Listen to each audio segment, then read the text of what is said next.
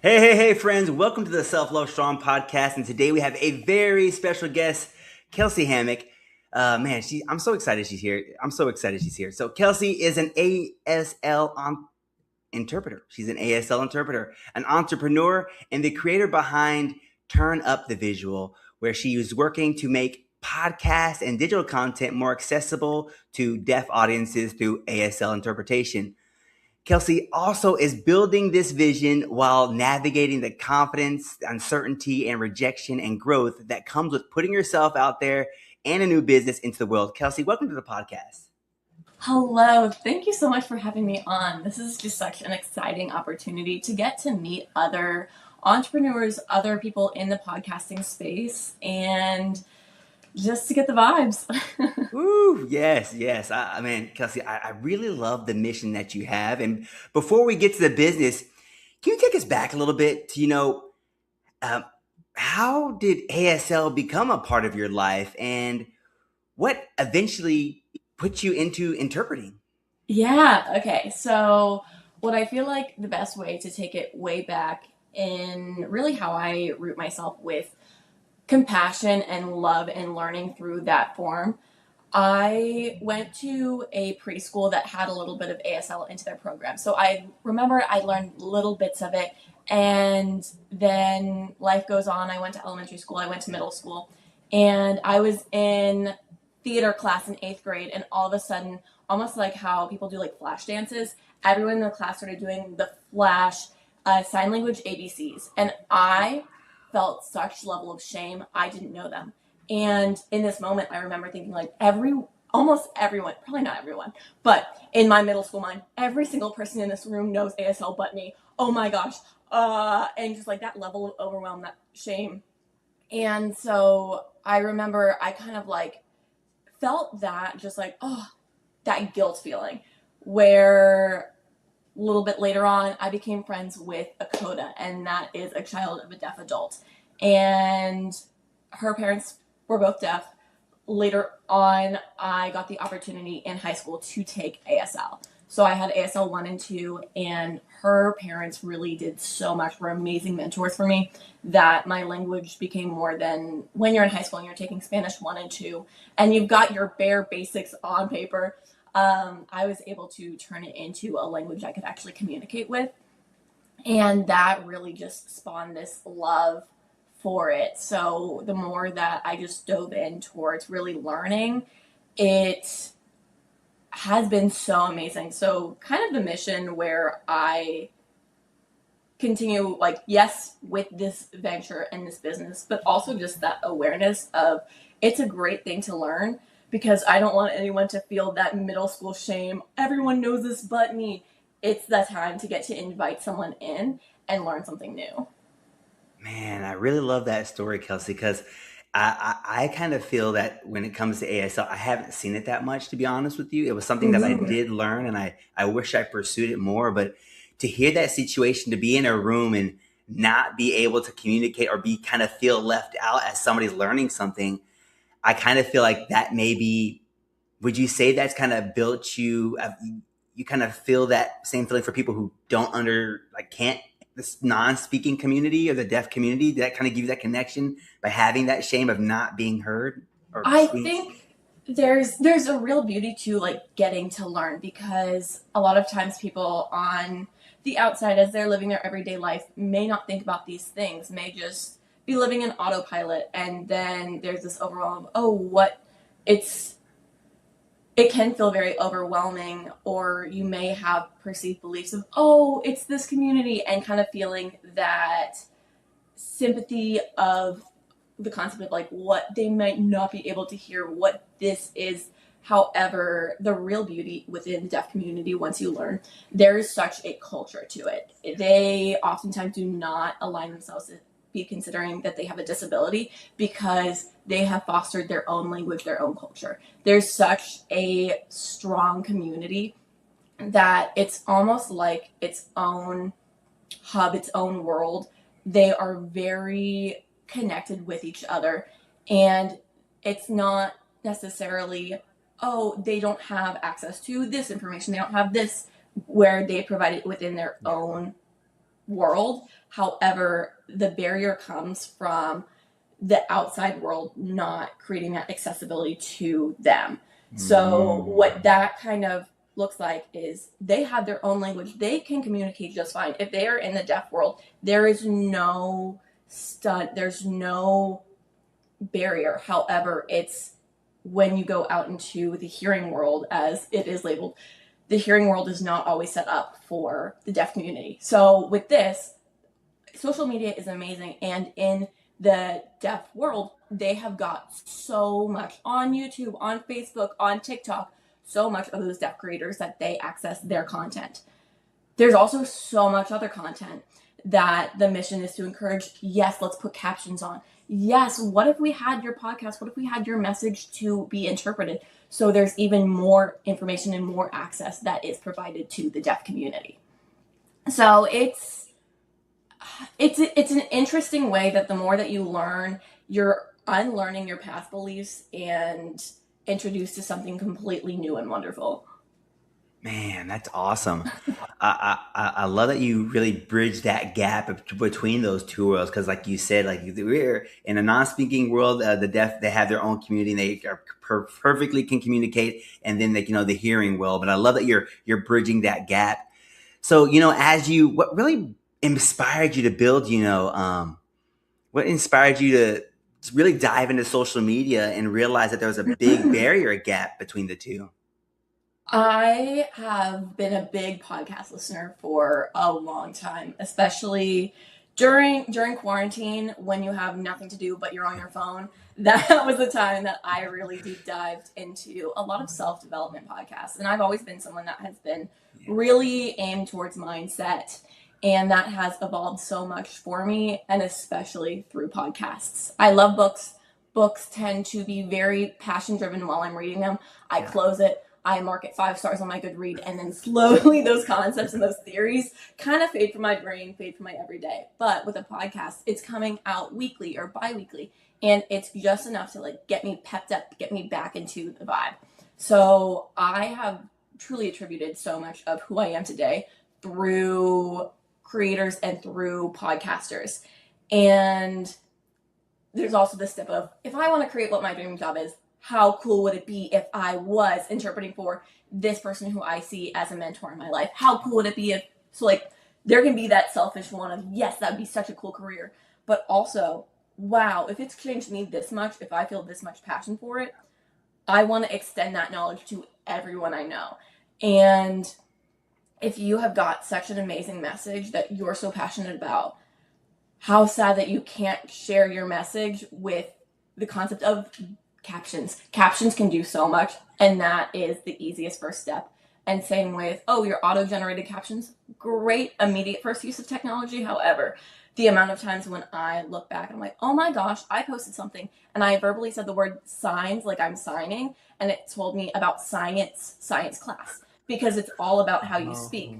So having intentionality is another life lesson that if you learn a strategy or a something of, okay, this is a way that I can improve, this is how I can be more accessible, your intentionality towards actually providing that access can do so much. Man, that's powerful. I really love how you were highlighting captions, and it's so funny you do say that, because I realize, I mess up all the time. Talks to text has messed me up a lot of times. And same thing with captions. You're like, I know I said this, but why does it say that? Yeah, it definitely is something that has been the life lesson of, oh my gosh, that's okay. Now I know from here, rather than the I can fix something of that situation, but wow, now I learned that. Now I know that that's really important. Now from here, I can keep on doing it and be intentional about it. Where there sometimes is that stem of guilt and oh my gosh, I did that wrong, I don't know. And then you kind of just start to spiral in your brain. Part of the self-development journey and the mindset work that I have done and really learned to embody in the entirety of my life is the shame that you put on yourself is not helping your situation. There's a problem, you can fix it. It doesn't need to be almost a catatonic level of shame and embarrassment when you have the opportunity to take a step and keep on going. Man, I really love that because I think maybe that's like I really love that you shared about the shame of not knowing, but realizing that you can give yourself grace through that journey. And like you said, you can learn, but then as we get better, like you realize, like if I'm more intentional with my, my talk to text or my captions, and I'm realizing that I want to make them clear for that reason, so more people can have more accessibility to them. I love that you said just realizing that you don't know what you don't know until you learn it. I think that's such a powerful lesson in itself. Yeah, that's kind of just the aim for this, where I also have a lot of learning to do. This is a completely new concept. There's a few podcasts out there. There's some work in the world of movies and that kind of media that there have been some branches out towards having ASL access. But this is not a widespread normalized thing, and that's the goal, to make it that. But also with it and being a human, there are errors to make. There are ways to navigate and figure out what I'm doing. So I have experienced times in my life where I have truly let my shame and just rumination really hinder progress. And that doesn't serve me. That doesn't serve anything in my life by just being so focused on the shame spiral. So even in the fitness world, also, I'm sure you can attest to that the negative self-talk and the shame base is not always a sustainable way to really continue that progress of that journey. That's what begins like the start and stop, or really getting into it and then stopping, and there's just that stagnation period. Building yourself up with a positive mindset, with self-love, really just affirms the journey, because you're a human. You're going to make mistakes, but it's important about what you do with it and continue to do. Whew, that is so powerful. Wow, I love that. I love that how you can put yourself out of those shame spirals by, you said, like showing up, being intentional, showing yourself that love and grace. And Kelsey, you know, when you imagine the world that you're trying to build through this business that you have, what does true accessibility look like to you?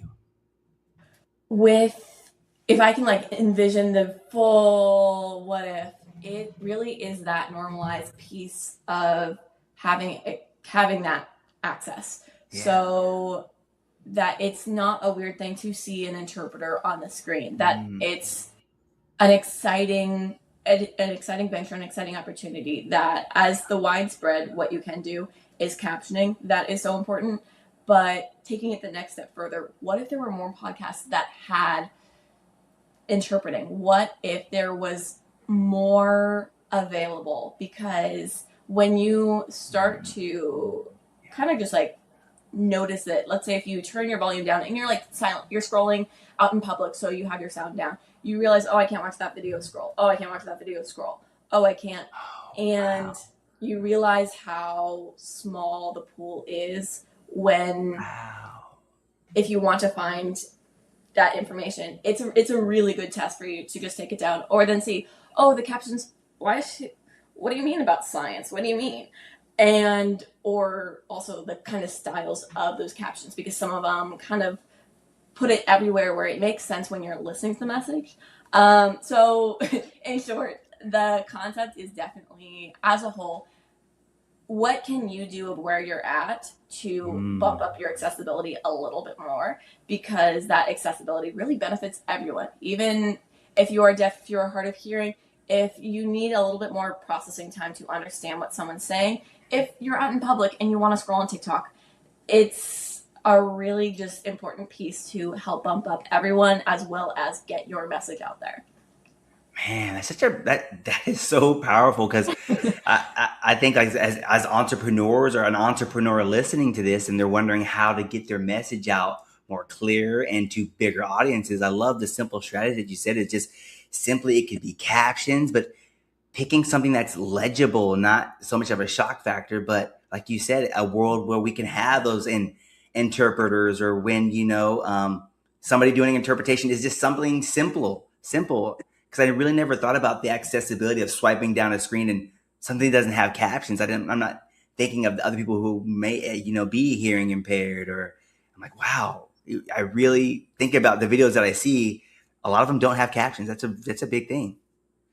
Yes. So with the deaf world, it is really interesting to see the way that social media is at its current times and what it could be. So I can have my visions of what I view this business to be in, how I could get in this podcast, how I could build it up, how I could create that network, but also in the sense of like when you're creating a business, no one steal my ideas. This is my copyrighted. Honestly, if other interpreters want to do this, yes, please. Here's how I'm doing it, because the goal isn't necessarily here's my business and here's how I'm making money. The goal is I'm one person. I'm going to see what I can do, and a lot of that is just taking these actions, taking and looking for these rejections. But same thing. If someone else wants to create that accessibility, yes, please. It's really just that exciting venture for building up what accessibility could look like. Man, that's so powerful. And I love that mission and vision that you have for what you're doing. But what have you learned from the deaf community that has shaped the way you personally think about communication, connection, and inclusion? That is a really good question. It has changed a lot. It has made me a lot more mindful on kind of just like the way that I think. Um, and in that kind of just like being open and learning process. So yeah, I truly everything with even just understanding and like not it's that same concept of not coming from a shame base. Oh, now we know, now we can progress. So I do just want to have the like beautiful, amazing here quick explanation of kind of how I was explaining of deaf and hard of hearing community. Those are like, deaf is the umbrella term. It is not about the audiologist graph. If you're diagnosed with this, they typically use a capitalized D for deaf, and that is their identity, that's their culture that has a sense of pride. And there's the realm of deaf and hard of hearing, and those are the two terms that are most often accepted and used with pride. Um, Other terminology in the past has had its errors, and as culture evolves in all senses, those are the two. So when you kind of feel that like, oh, I don't know, how should I talk about this? How do I even? Well, what would I? Being able to kind of just like learn those basics and also learn it from deaf people, because yes, my profession is ASL interpreting. However, I have never lived the deaf experience. There's so much that I may think that I know, and then I'm really just on the surface of that iceberg. I am never one to be the spokesperson for everyone else, because they all individually have their own experiences, and my job is more of that awareness of what I can towards accessibility, but really amplifying deaf creators and their messages, because their experience about their deafness, the deaf community, is way more of any grounds and any standing than mine would be. So keeping your mind open towards watching and following deaf people, their experiences, their opinions about accessibility. Because a lot of times what's sad is someone will do something in their brain good nature, but let's say if it isn't accessible, or let's say there is that, not accepting the feedback. So it's really important to follow guides from those deaf creators.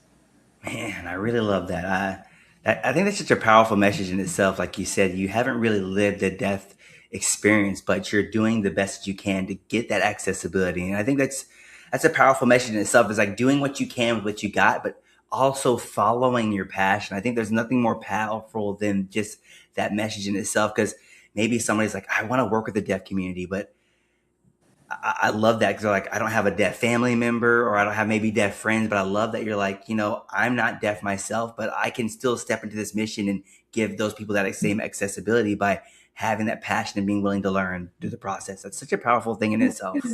Yeah. And so part of the way that I'm really getting myself out there, because I, as Kelsey, did not have the same level of confidence 5 years ago, last year, 3 months ago.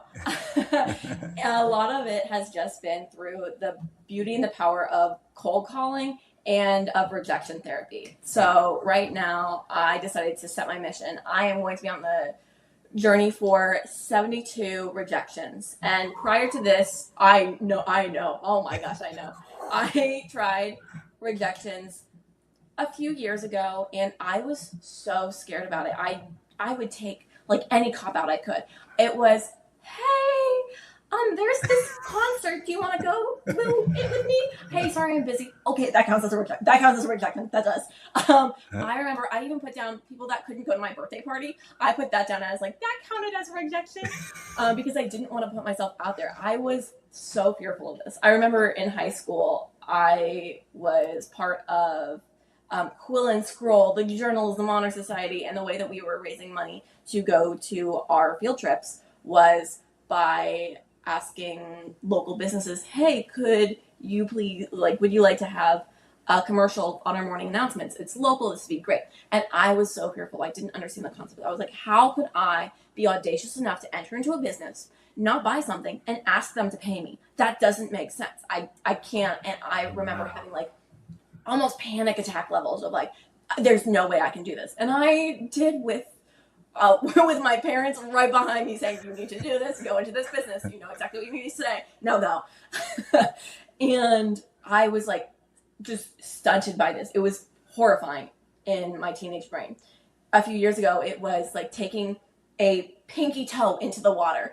I'm like, okay. And then the more that I've done it, the more I'm like, okay, this can actually make some benefits happening into my life and into my business. Because the real like shocking factor that hit me was like, okay, if I'm scared about asking someone, like, this is my vision, but if I'm only going to ask people that I know, people that I think that like would say yes to me, what if some big creator was going to say, oh, I love this idea, yes, immediately, and I thought, I'm not worthy. So not only have I stunted my progress, but I've also stunted the accessibility movement that I'm trying to create.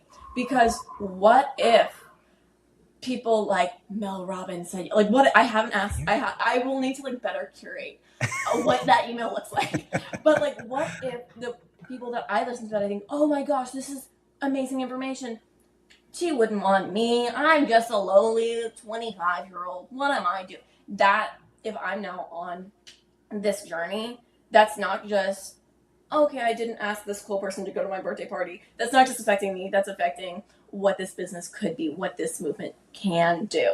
So it's really been like, okay, we're just going to ask anyone and everyone. And the fun thing about this, as much as I'm like, oh my gosh, this is like so scary. And I do feel it. I do get the nerves and I send it and then I like want to throw my phone. But there's no one that has said really like anything that's truly a negative anything. If there is rejection, it's, I applaud you so much. This is such a cool thing. I can't wait to see how you grow. It doesn't align right now, but I hope it will. And that is such an amazing message. So what I learned and what I used to tell myself is like, the worst thing someone can say is no. The worst thing someone can say is nothing. The word, like any no's that I've gotten have been amazing. I've even reached out to emails of the talent agents, the PR, whatever. Like anytime I see a bio on TikTok, a lot of them do have emails. I'm like, let's just send it. And it's been a very respectful, thank you so much for considering us, not at this time, we wish you the best of luck. That's an amazing no. Thank you so much. Heck yeah. So also, if the worst thing is silence, that's okay. They weren't ready, and I know that I can take that off my shoulders. It doesn't mean that I'm a bad person. It doesn't mean that I'm a bad interpreter. It just means that it's scary to tell someone else no, and they weren't interested in it, and that is also okay. So the worst thing to happen is silence. That's fine. It's been something that I'm like smiling through anytime I get a rejection, because also this concept, this challenge reframes it that like, yes, I don't want to not have this opportunity, but if I'm technically looking for no's, I'm technically looking for those rejections. Thank you for telling me no. I'm one more step closer. Yeah. And it just helps you play that what if game, because I used to play that what if game in my brain. What if I did this? What if I did this? And then coming up with those action steps, but it still feels scary. So it creates also a very comfortable space for a creator to say, hey, what if you added ASL into your podcast? That sounds great. Here's what it actually takes to do this. Oh, that's so cool. I can't do that yet. That's okay, because thank you for your rejection. Thank you or thank you. It's a beautiful way to just put myself out there and lessen that stress on the question as well as for whoever I'm approaching. Man, I really love that strategy, and I love that entrepreneurial view, because you're so right. What is the hardest thing is trying to get in front of people, but I love the baby steps you took. I remember I'm in the same boat. I mean, how many times I think about that I just took in a no, and then I was like, I got one no, I'm done. But I love the fact that you set the number so high, like 70 something no's. You're like, I'm looking for people to say no. So I love that you gamified the process of growth, which I think is so powerful. But I love how you change that relationship with no for yourself. But how did you get to that point? I think that's such a challenging point as any business owner, right? Like putting yourself out there. I love you said I dipped my foot in the water, because I know I found myself like I'm supposed to send 10 emails. Well, technically, we always try to find the pathway through. But how did you reframe no for yourself? Because that sounds like a really challenging feat in itself. Yeah. So as a whole, a lot of just that self-development journey, being a positive person, having these big goals. And a few years ago, I followed along and adjusted Steve Harvey's challenge. He has some viral clip where he's like, I want you to think of 300 things you want from God. You write them all down on a list, and then you look at that list, and you'll be amazed at what kind of transpires in your life. And so I took this into a New Year's challenge where I thought of my 300 things, but it became a 300 goal list. And I would look at this. It's a cute little poster in my bedroom. And I'd look at it, and it's big goals to small goals to social to like everything, because 300 is a lot. So in looking at what the goals are of like my higher self, Kelsey, oh, I want to hang out with this friend 3 times this year and they live 2 hours away. Hey, let me give them a text, see if I can come this weekend or that weekend. And by looking at, oh, I haven't gone to this restaurant yet. I want to go to this restaurant. Oh, I want to do what it takes to learn a new language. How can I do that? So it helps you look back at your steps. So already creating a gamified system, because that's the prerogative of my life. Everything's gamified. It's that question of like, okay, well, here's my goal. What does it take to get there? Let's come up with some more audacious things. So the 300 goal list is ridiculous. For 2 or 3 years, I think I completed about 100 to 150 by the end of the year. And I'm navigating how I want to do it, because it is a lot. It's not quite the way that I want to live my life each year. So we're figuring it out. But with that concept of like, let's just do everything and see what I can make of it.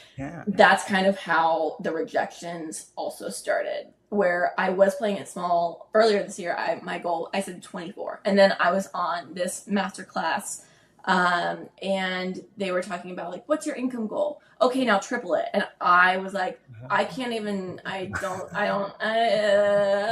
it like stupefied me, where I was just like, I don't even know how to, because I didn't even come up with the income goal in the first place. Because I was like, I don't know how to do that.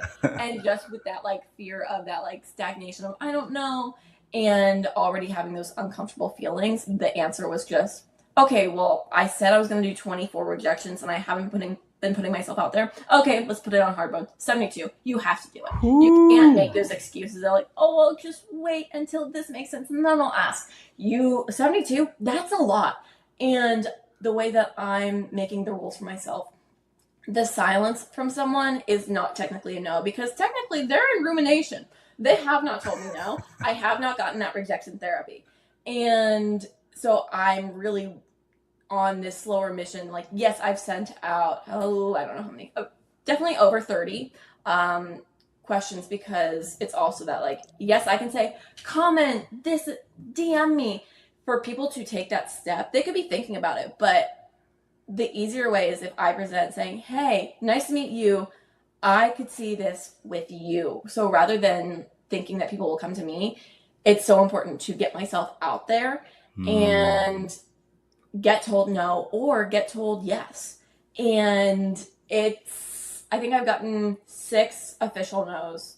I've gotten many just in the waiting phase. They're thinking about how cool my business is and how it's going to work for them. And so far, I've gotten a lot that are on that next thinking stage where we're working through it together to see what we can create. So it's a really fun journey.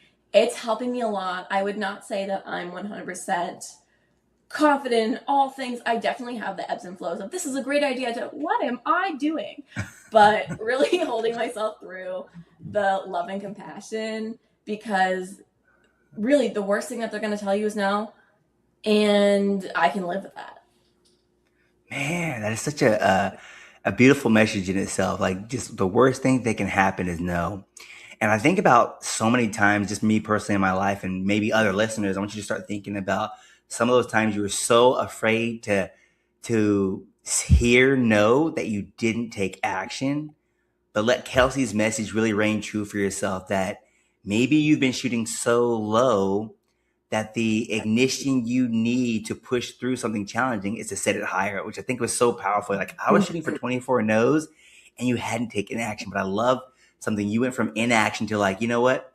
I need a bigger goal, which I think is so many times we think of, I haven't done 24. I'm going to shoot for 10, but I love how you're like, I'm going to triple, quadruple, double that. And I think that's such a powerful message for itself, because so many of us limit ourselves by shooting so low that we still miss. But I love that you're like, I'm going to shoot higher. So even if I do miss, I'm way up there, which is so beautiful. I love that. Yeah, even just like the constant like 10xing whatever your goal is. Another way that I really have it treated is Napoleon Hill. It's been a while since I've read Think and Grow Rich, but I have a lovely vinyl record that is the synopsis of the book. And I recently went through it where it's asking you, what is your goal? Put down that financial amount, which is scary. What are you going to do to achieve it, and what's the date that you have it by? So for me to think like, I want X amount of subscribers on this, and I want X amount of money from this. How am I going to do that? That sounds insane. Like, there's no way.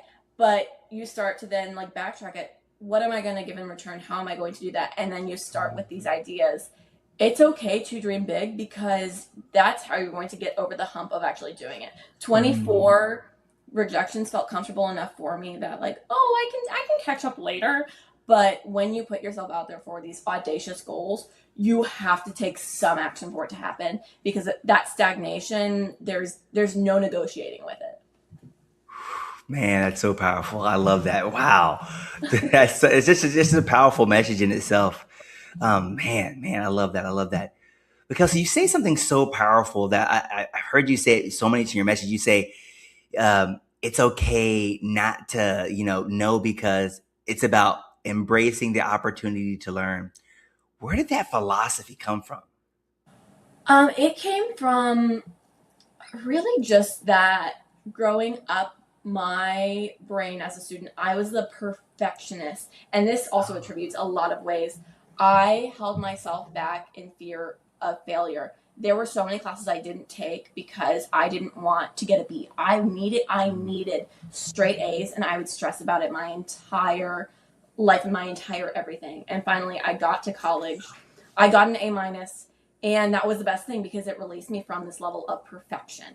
Because I just held so much guilt and pressure ongoing that I would take any of my successes and make it a negative thing. So in that understanding, okay, I'm actually allowed to mess up, and it can be a good thing. It's something that I have removed myself from, that pressure, from that guilt in a lot of ways. And that has only given me positive things in my life. So truly, when I have a mission, I don't want to aim it at, you should already know this. I can't believe you messed up in this way. Oh, that's okay. Hey, here's the information. Now you know it, and now's your opportunity. Because there were many times that I think back to my teenage brain of even learning ASL and even learning the culture, that I think, oh my gosh, how silly and sweet was sheltered Kelsey. She didn't know better. That's okay. And rather than, I can't believe this, look at what I've done since then. So you don't need to hold that self-hatred or the cringe. I want to release, and I don't want to view my past self as being cringy. I send my past self so much love, and through that perspective, to just remove yourself from the shame, the guilt, is really what propels me in everything that I can do. So same with this, same with turn up the visual. It's, don't feel guilty because you're here right now. And if you're here right now watching this message, let's learn something. And how can you continue it? Not a negative thing, just as a classic phrase of, and I don't even have the phrase, and that's okay, about like mosquitoes, honey, not vinegar. People don't want to be scolded.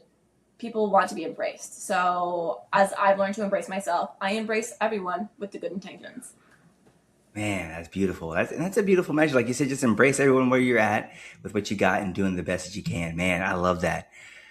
But so for someone who has a dream like yourself, has a mission or change they want to make in this world, but they keep thinking I should be a lot further along. I mean, we always feel like that, watching with social media. How would you encourage them to embrace where they are and start building from there?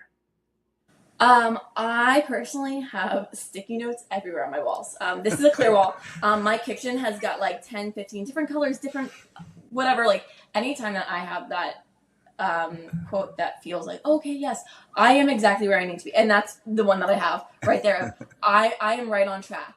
That affirmation feels really good. And I am not anymore the person that looks in the mirror and is telling myself the affirmations 10 times. But just having those little reminders in any way that you can, I'm exactly where I need to be. And the next freeing concept for me has also been, I can't mess up what's meant for me. So in the sense where you're ruminating of, oh my gosh, I should have done this, or I could, you can't mess up what's meant for you. So creating that goal, taking it back of what can I do right now? And what's that goal? Who is that version of you? Because a lot of the way that I run my life right now and have to get here is, who is that next level Kelsey? Who is that business owner who's doing this? Oh, to do this, I need to post on social media. Oh, to do this, I need to show up in this way. I need to up my even development in my skills. I need to be making these connections. I need to be in the community. It almost just creates those action steps of, what's the goal? Who's the person that has that goal? And how can we backtrack it? So that's my to-do list of what I should start doing. Because it's okay wherever you're at, you can start making those leaps. So the same concept of, oh, I want to run a marathon. What do you mean? I don't typically run. Okay, well now I guess I do start to run. Even if it is that smaller stretch, even if it is just more time walking outside, building up your endurance. What's that direct next step that I can take to be on track for that goal? Because it's not about the quantity and like the numbers, rating yourself, especially in comparison to other people. It's what action step gets me there and feels good for myself. Man, I like that. I think that's so true. I know many times we put such a focus on the goal, but I love how you said, what's that tiny step that I can take in the direction? Like if I want to be, like you said, a better runner, I'm going to show up. Maybe it's that walk, but it's just that one step in the right direction. And that we don't need to make all those steps at one time, but it's really knowing where you want to go and what's going to get you there, which I think is such so powerful in itself. Because I know, like you said, you I had 300 goals, and you're like, where do I start, right? But you're like, I just need, if I know I want to if I set this goal, what is going to move me one step further? Mm-hmm. And the other piece that really helps just continue and keep myself sustainable in all the crazy actions that I'm taking is recognizing and celebrating success. Where in my past, it was straight A's are the standard, and I'm not even celebrating that I got 100%, or I'm not celebrating that I got a 95 because it could have been 100. And when you live your life, a lot of times high achievers just expect their success to be the standard. And that creates some great results that they don't recognize. So being able to really live in it, to write it down, to reflect on, these are the things that I'm doing. oh my gosh, to see the back then, to see the now, wow, maybe I want some of my things to be a little bit further than where I'm at, but like, oh my gosh, if I look back to a month ago, to 2 months ago, to last week, there's so much progress that other people are seeing, so I should see it in myself too. Whoo, that's so powerful. Let's go. Let's go. Man, Kelsey, your mission and your knowledge is so powerful. There's so many gems in here. You guys got to rewatch this over and over to make sure you collect all this amazing things she's given us here today. But Kelsey, before we wrap up, I want you to tell everybody where, what you're building with Turn Up Your Visual and how creators and podcasters and anyone interested in making that content more accessible can connect with you. Yes. Okay. Well, here's the official intro. Hello, I'm Kelsey. I'm an American Sign Language interpreter, and Turn Up the Visual is that opportunity to see and to make your content accessible. See how it can actually happen, because you can always make those strides, such as I've been advocating about. Captions are a great way, but a 2D language of the words doesn't quite transcend the same way that real 3D language can. It's ASL is so amazing. It's so cool that you can just understand and match a message in a way that is so magical. And for the deaf community, it is their direct way of communication. So I feel like it benefits everyone. It's fun to watch. It's cool to see that just next level of understanding, and it does the work of providing access. So I'm on this mission of, yes, for podcasts to create these spaces where there's such amazing information to provide that access to the deaf community. But I'm also just kind of on this mission to show, hey, anyone, you don't have a podcast? That's okay. What do you have? So I've also been in fun talks with different authors. Oh, you have a book? That's so cool. How can we make it this? You're a filmmaker? That's so cool. How can we do this? How can we branch it together to just show and shed that light that there's really cool ways to collaborate and show more ASL. So on Instagram, Turn Up the Visual, that is a space that you can see some more of that work, as well as some insider information of how to make your content more accessible. And over on TikTok, Turn Up the Visual is a little bit more the fun side, watching my everyday to day, some of these insights that I have, kind of like this, just 10x even more. And really just branching through to provide accessibility and make that example. Whew, man, I love the mission and the vision, the impact you're making. So you guys, I'm going to make it super simple for you to follow Kelsey. I'm going to make sure I have her Instagram and her TikTok under there. And I really want to encourage you to follow her because, she talked about that rejection journey. She's actually highlighting that throughout on her socials as well. So if you want to follow her along that journey, because I know I'm like, man, it's inspiring to watch it myself. So I'm going to make it super simple for you to follow her there. Yeah. But Kelsey, if someone listening to today and is afraid to become, and is afraid to start because, they don't know enough, they aren't confident enough, or they're afraid to get it wrong, what's one thing you hope they remember from your journey? Show yourself some love and have those positive affirmations of remembering what have you done already, because even if it may not be in the field of what you want to venture into, you have proof that you can do it. So showing yourself some love and figuring out what that first baby step can be. Whew, that is powerful. I love that. Show yourself some love and figure out what that baby step is towards your destiny. And like she said, you can do it. I think that's the most powerful thing you can leave here with today is you can do it, man. Thank you, Kelsey, so much for your time. Like I said, guys, I'm going to make sure all of her socials are under here. So make sure you follow her on Instagram, follow her on TikTok. And if, like you said, if you know somebody in ASL and they're looking for, to have that, to somebody that can help them bridge that gap, Kelsey is the person you need to point them towards. Perfect.